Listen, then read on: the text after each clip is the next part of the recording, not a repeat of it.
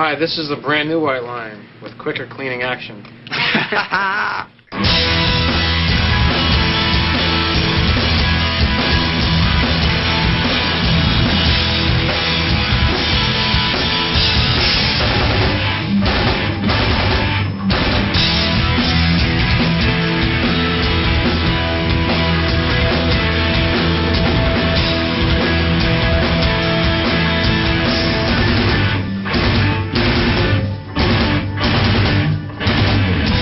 When you start a band, you don't know how it's going to be a couple years down the road. And when Vito and I started White Line, we were together for about a year and a half before anybody else came into the band. We had a couple different members, and finally, in the end of 1985, we settled on James and Greg. We played with James and Greg from 85 to 91.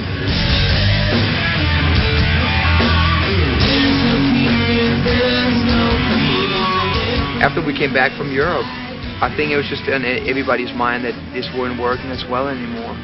So when you part, you look for new members. You don't suddenly say, okay, we're parted, we're stopped. I knew I wanted Tommy from when I'd seen him play with Lita Ford. I always thought he would be perfect with White Line.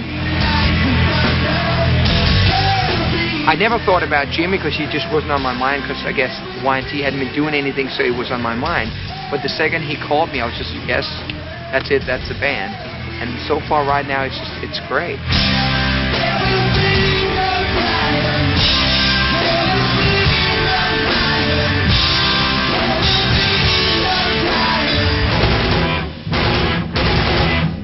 A friend of mine called me and said, White Line needs a drummer right now. I'm like, oh, I know those guys. So we just got on the phone, and they asked me to come down and hang out more than play, because they used to watch me play when I was with Y&T, so they knew how I played. So, and that was it. It was just more a matter of everyone getting along. I just enjoy playing rock and roll. It's what it's all about, you know. It isn't like the cars and the women and all that crap, because I've been doing this especially for 4 years and I haven't seen too much of that stuff. It's just been a lot of the rehearsing and the sweat and the blood and all that other stuff that goes with it. A lot of people don't realize that. They just see, the up front of what they see. They see you on stage, they see the lights, and they see all the, all the paparazzi and all that crap. But when it comes down to it, the real thing about being the band is, everybody pulling off, or, you're all together,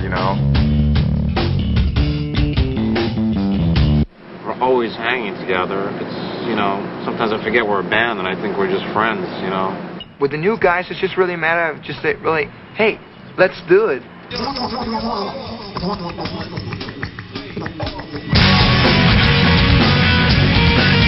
Wow! What do you know, man? You can't touch this. It's tough if you can't go on stage and really feel great together. So now with the new guys, it's just like, by the time we end up on stage, we're going to have so much fun, and the kids will read it in our eyes, and that is the whole point.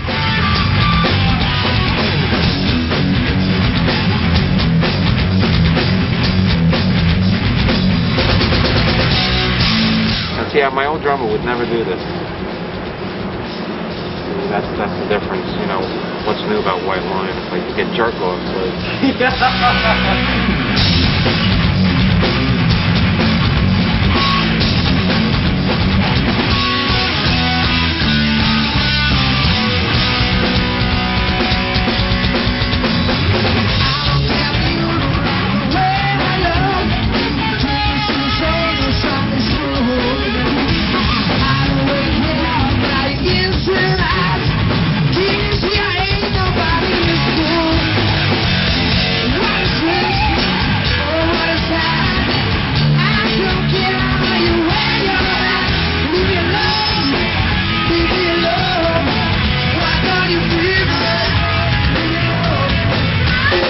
When you guys are full members of the band, you guys can come over and hang out with us.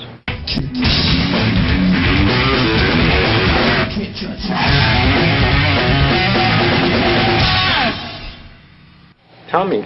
You know, I don't even remember writing that song. It was just like so long ago. It was like 1980, summer of '86. And we just put together the demos for Pride. And I remember we wrote it in a way high key. We wrote it in G. It's like too high to sing. Like, oh, it is in G, so we wrote it in C. or something. Ah! That's our second video. That's our second video, and again the trio, the classic warehouse, the big stage, lots of light, and you know, here comes the band.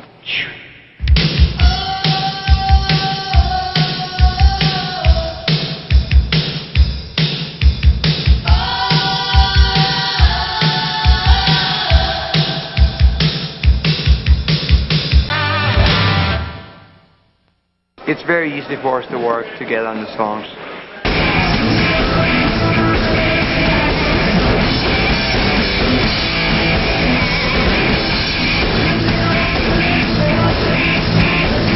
He does not need to tell me what to sing, and he knows if he sits in New York and writes a song, he knows what I'll do, and that's like a good jam session. You know, it's like you don't need to tell, oh, go to A. When you go to A, the guy's already there, and that you only find that once in a while.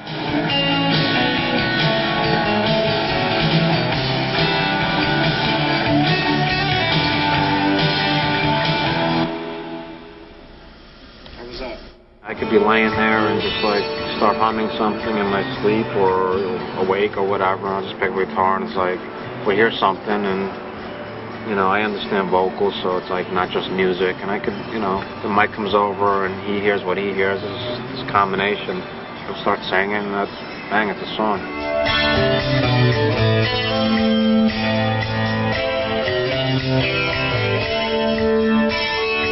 On the first record, we just used a little Walkman and acoustic guitar, and I was just tapping on my legs, and Vito was playing. And we sort of almost did that on the second one, too, although we added a 4-track. This time, we got hold of this little baby, an 8-track studio. And so that means actually, as you're writing a song, you can put, you know, you put your drums down on drum machine, you know, guitar, bass, and vocals. So even though the whole song is not written, you still get a pretty good idea of how it sounds. Instead of wasting time in the studio, we wasted the time, or we utilized the time in our apartments writing the songs.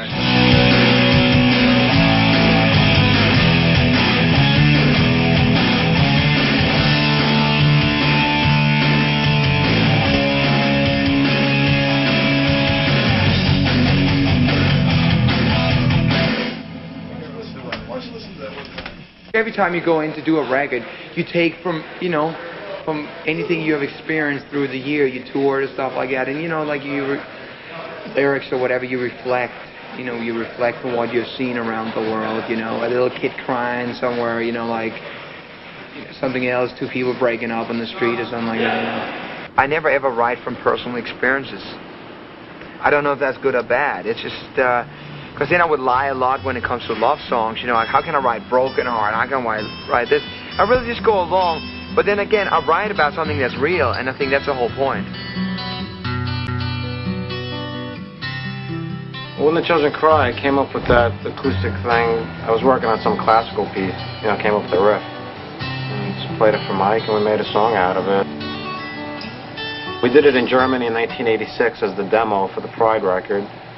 Came out great, so we got to put it on the record. And when we did it as the demo at L'Amour one time, we were on the stage and it was just me and Mike because the other guys didn't know the song. We said, this is perfect, let's not put any bass or drums on it, so left it off.